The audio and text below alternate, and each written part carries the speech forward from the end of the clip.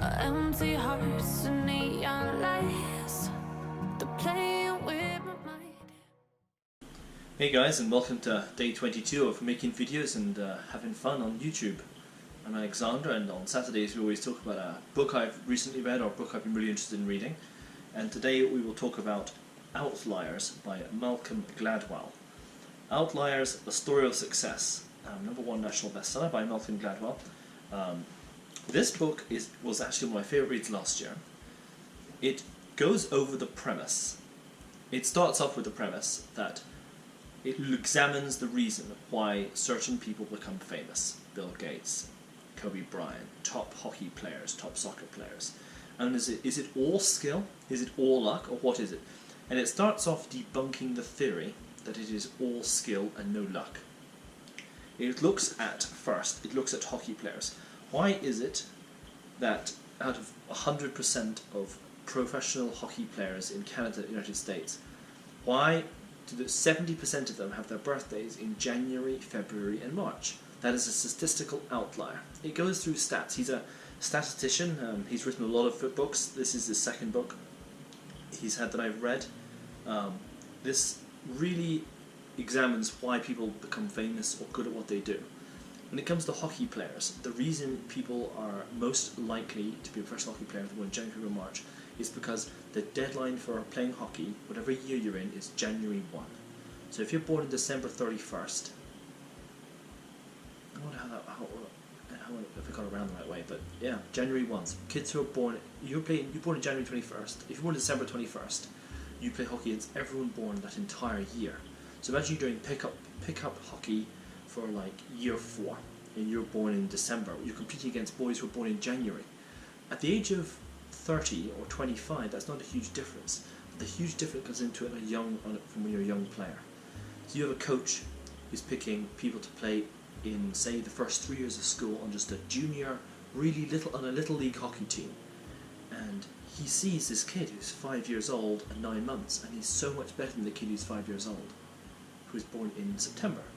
And the guy, the coaches give more preferential treatment to the kids who are born in January, February, March because they're bigger. They've had 9 extra months. 9 extra months is not that much more impressive as you get older and older, but the extra attention you get and the extra skills you gain from coaches spending more time talking to you and training you at a young age snowballs heavily.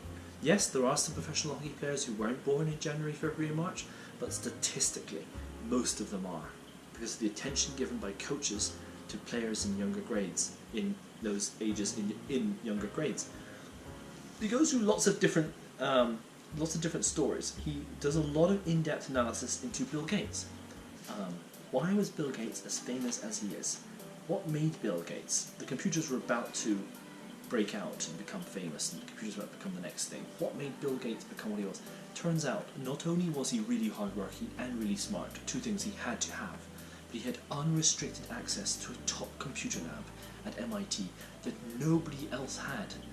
He literally had hundreds of thousands of hours worth of time spent in labs that no one else in the world at that time had access to. He jumped at his chance, he took it, and he was very smart. Malcolm Gladwell, he doesn't look down on talent and hard work, but he just says, for the best of the best, it also comes with a little bit of luck. If you look at, he goes in lots of different stories, the Beatles. Why did the Beatles become as famous as they are? The Beatles, not many of you know this, or even follow the Beatles, I'm sure, but the Beatles spent 10,000 hours. It's called the 10,000 hour rule.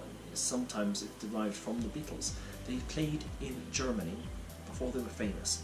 10 hours a day for a couple of years, just songs. Every type of song, over and over. They sung, they played, they did their instruments over and over again. And he goes into how that is what made the Beatles. They got that experience, they got a chance to play that much, and that chance is what made them as famous as they were.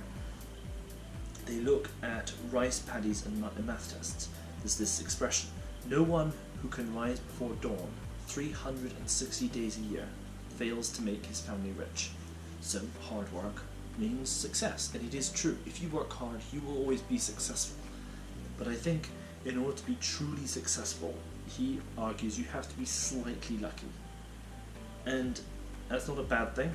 you can still be very successful without being lucky, but a few of the people and the examples he goes into prove that in order to be the Bill Gates, the one in the world, one of the top 5 people in the world or something, you have to get a little bit lucky as well as working very hard with lots of talent and lots of skill. He goes over how the Jews in America made so much money, and it's just from hard work and being in a good place at the time when they moved here. Really, really interesting book. One of my favourite books I read in 2019, Outliers, The Story of Success by Malcolm Gladwell. Check it out. Really worth reading. I'll lend it to you if you'd like. All the best, guys, and I'll see you tomorrow.